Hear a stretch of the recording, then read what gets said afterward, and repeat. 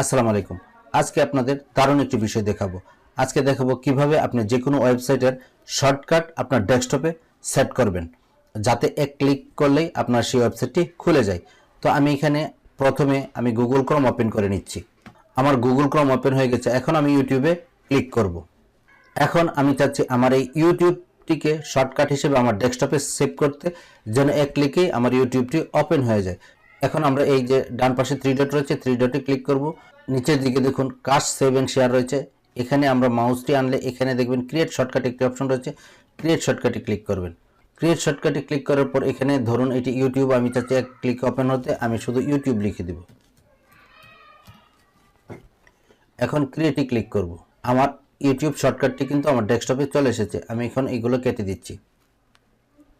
এই যে দেখুন ইউটিউবটি আমার ডেস্কটপে চলে এসেছে। এখন আমাকে গুগল ক্রমে গিয়ে আর ইউটিউবটি ওপেন করতে হবে না। আমি এখানে ক্লিক করলে আমার ইউটিউবটি সরাসরি ওপেন হয়ে যাবে।